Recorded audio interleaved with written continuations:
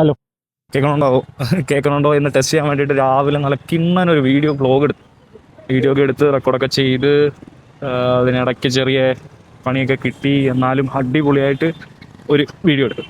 പക്ഷേ അതിൻ്റെ video mode മാറിപ്പോയി, സ്ലോ മോഷൻ മോഡിലായിപ്പോയി വീഡിയോ എടുത്ത്. അതുകൊണ്ട് അത് ഞാൻ ഒരു 20 മിനിറ്റോളം നന്നായി കാര്യം പറഞ്ഞതാണ്. അത് എന്തായി എങ്ങനെയായി, രാവിലെ നല്ല റഷ് ഉണ്ടായിരുന്നു, ട്രാഫിക് ഉണ്ടായിരുന്നു. ഞാൻ രാവിലെ ലേറ്റായിട്ടാണ് ഓഫീസിലോട്ട് വന്നത്. അപ്പോൾ എങ്ങനെയാ, ഏതാ മൈക്കിന് ക്വാളിറ്റി, എന്താ പൊസിഷൻ വെച്ചേക്കണത് കറക്റ്റ് അല്ല, അപ്പോൾ അതിനകത്ത് അങ്ങനെ വെച്ച് കഴിഞ്ഞാൽ അത് കേൾക്കുമോ എന്നൊന്നും അറിയാൻ പറ്റാത്ത അവസ്ഥയായിപ്പോയി. ഇനി ഇതാണ് അടുത്ത, അതൊക്കെ ടെസ്റ്റ് ചെയ്യാൻ വേണ്ടിയിട്ടുള്ള വ്ളോഗ്. അപ്പോൾ ഓക്കെ, ഇത് വ്ളോഗ് 8. ഈ ഇടയ്ക്ക് മമ്മൂട്ടി ഒരു ഇതിനകത്ത് പുതിയ പാട്രിയോട്ട് സിനിമയിൽ പറയണ പോലെ വ്ളോഗ് 110ലേക്ക് സ്വാഗതം, ഞാൻ വിമതൻ. അതേപോലെ വ്ളോഗ് 8ലേക്ക് സ്വാഗതം, ഞാൻ ഹരി. അങ്ങനെ ഞാൻ ലേറ്റായി, നല്ല ലേറ്റായി. ഇരുട്ടി 6:30. ഇപ്പം 6:30 ലേറ്റായി എന്ന് പറയാൻ പറ്റില്ല, 6:50 ആയിട്ടുള്ളൂ. പക്ഷേ പണിയുണ്ടായിരുന്നു. ഇനിയിപ്പം രാത്രി പോയിട്ടും പണി ഉണ്ടാവും, നല്ല പണി ഉണ്ടാവും. രാത്രി പോയിട്ട് ഈ വീഡിയോ എഡിറ്റ് ചെയ്യാമെന്നാണ് വിചാരിച്ചത്. പക്ഷേ അത് നടപ്പിലുണ്ടാവില്ല, നല്ല പണി ഉണ്ടാവും.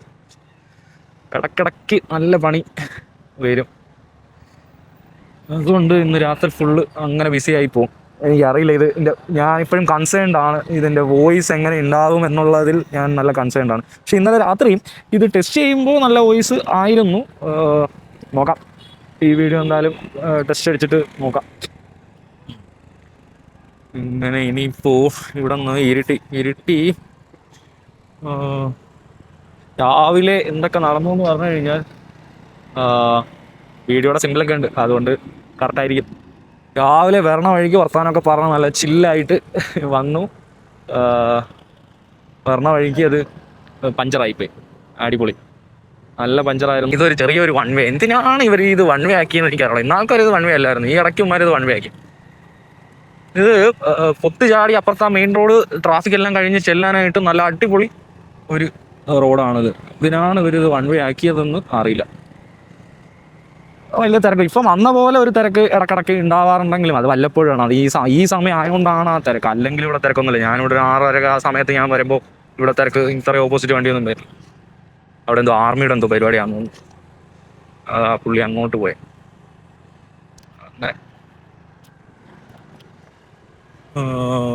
ഇന്നലെ ഞാൻ ഇതുവഴി പോയപ്പോൾ ഇത് ബോക്സിങ് പഠിപ്പിക്കുന്ന സ്ഥലമാണ്.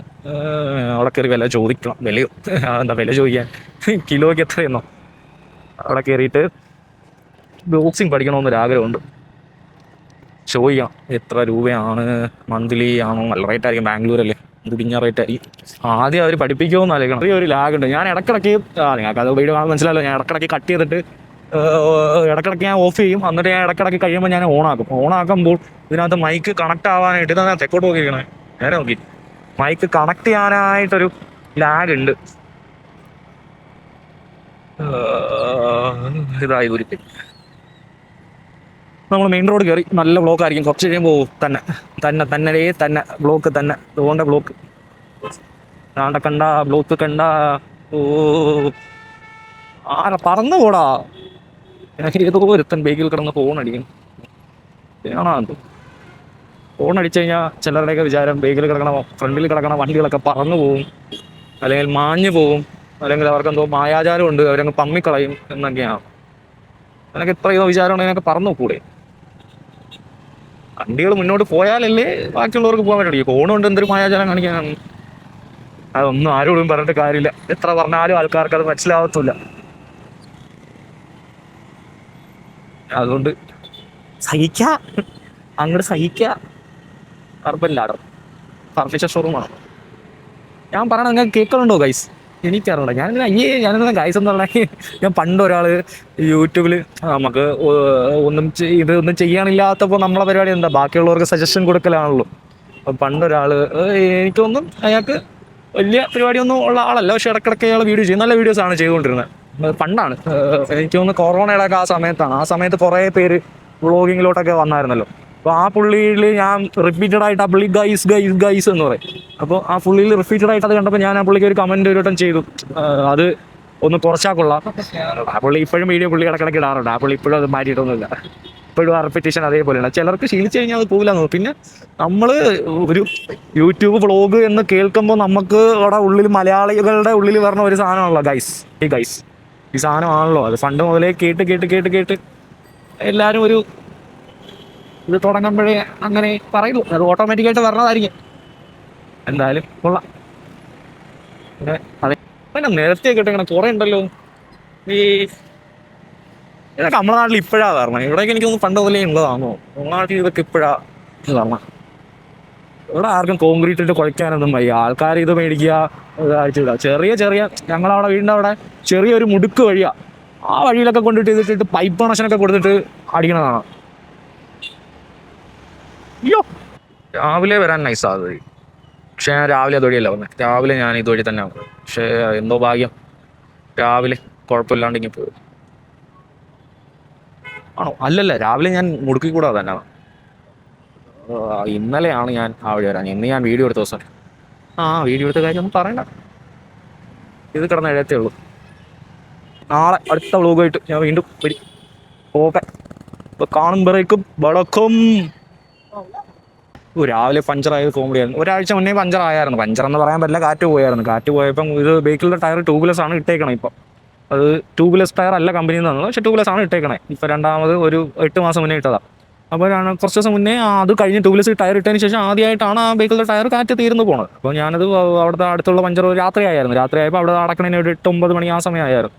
അപ്പം അടക്കി പോണതിന് മുമ്പേ അവിടെ കൊണ്ടുചെന്നപ്പോൾ അവൻ അവൻ നോക്കിയിട്ട് പറയാം പഞ്ചറില്ല. കാറ്റടിച്ചതിന് ശേഷം പഞ്ചറില്ല.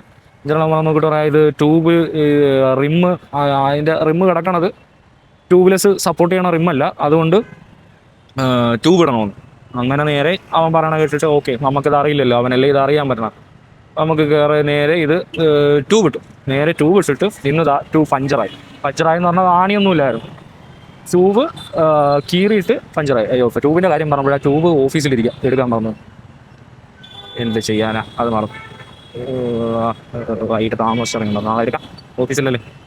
അങ്ങനെ ഇന്നിപ്പോൾ ട്യൂബ് കയറിയെന്ന് പറഞ്ഞു കഴിഞ്ഞാൽ ട്യൂബ്ലെസ് ടയറിന് അകത്ത് ഗ്രിഫ് ഉണ്ടാവും. എയർ ലീക്ക് ആവാണ്ടിരിക്കാനായിട്ട് ഗ്രിഫ് ഉണ്ടാവും അകത്ത്.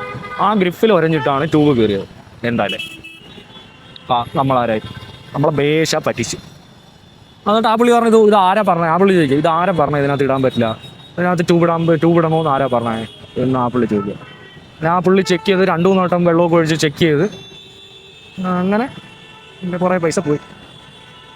സിഗ്നലൊന്നും ഇല്ല, എന്നാലും പറഞ്ഞു വിടുക. പോലീസുകാരൻ നിൽക്കുന്നുണ്ട്, പോലീസുകാരൻ. താങ്ക് യു ചേട്ടാ, താങ്ക്സ് എ ലോട്ട്. ഞാൻ പോട്ടെ. എന്തെങ്കിലും ആവട്ടെ, നന്നാവട്ടെ. ഈ ഫോർച്യൂണർ വെറുതെ അല്ല, അവൻ ഫോൺ ഉപയോഗിക്കുക.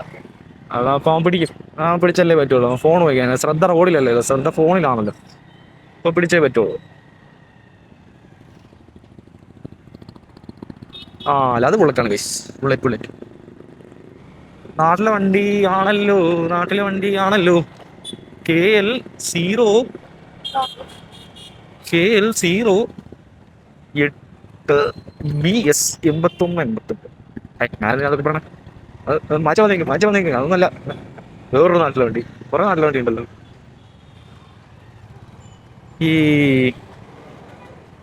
നമുക്കിനി ഇത് ക്രോസ് ചെയ്യണം. ക്രോസ് ചെയ്ത് കഴിഞ്ഞാൽ നമുക്ക് വീട്ടിൽ പോകാം.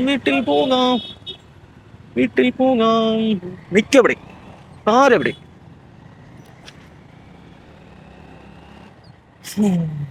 ഓക്കെ, ശരി ഗൈസ്, ഞാൻ വരെ എത്തി.